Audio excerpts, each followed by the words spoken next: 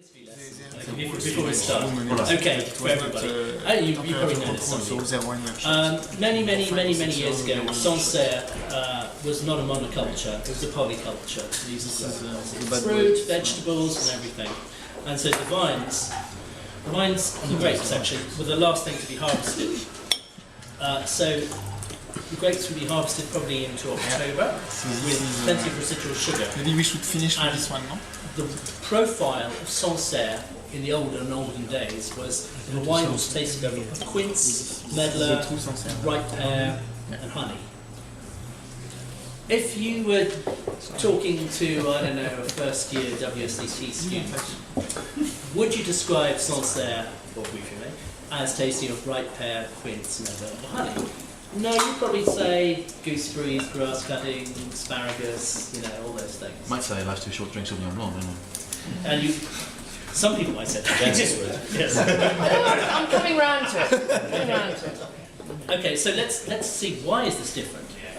You know, is this, as some people say, an aberration? You know, not Sancerre, as I've heard it said, or is in fact my contention that Sancerre is not Sancerre, and this is Sancerre? You remember when Margaret Thatcher very famously said, told that 50 economists disagreed with that, she said, well, they're all wrong, basically. So I'm going to come from that angle. But I mean, there are actually an increasing number of growers going back to this traditional way of making wine. Okay. This is Sebastian Rifo, young grower in Sancerre. This is probably his fourth vintage. He's in the village of Pyrene. He has two vineyards, one on Cayotte and one on Scaveldra, which is Lithuanian, I think. I'm not quite sure, for Flint. His wife's Lithuanian. Sorry, not just because he wants to give a Lithuanian name to the terroir. So, if you line the two wines up, and I should have brought the other one, they are like chalk and cheese, and that one tastes of chalk and this one tastes of cheese, effectively, or vice versa. I can't remember. Anyway, the legal allowable yields in Sancerre, I think 55 to 60 hectolitres per hectare. This is 30 hectolitres per hectare, so half the average. So you're going to get much more concentrated grapes. 30 or 13? 30, sorry, 30, which is incredibly low for Sancerre. Most Sancerre is harvested in September, early to mid-September, to avoid the autumn rains. This is harvested in October, so you have an extra 2 weeks of ripeness with that much concentration and discarding of unripe grapes gives the wine volume that most Sancerres won't have. Most Sancerre is vinified in stainless steel, controlled temperature stainless steel, so low temperature. This is vinified in large barrels. It's a long ambient ferment with wild yeast. Most Sancerre uses cultured yeast or neutral yeast. Yeah.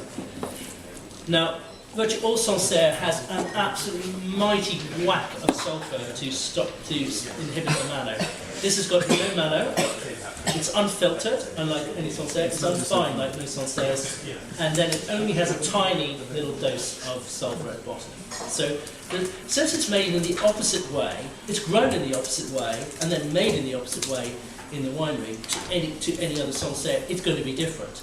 Except that there are other Sancerres and Sauvignons being made like this now, and taste exactly the same, or similar in style.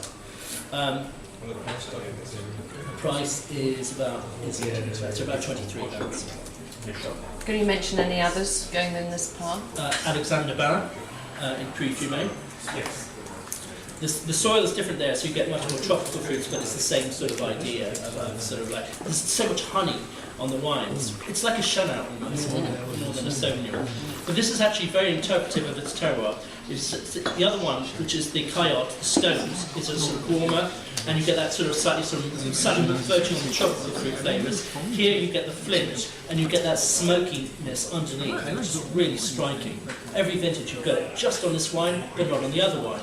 Since they're vinified exactly the same way, it's only an expression of terroir that it's doing that, because they're identical vinifications. It's a bit like in Chablis, where you have vineyards almost adjacent, but they're totally different soils and different expositions.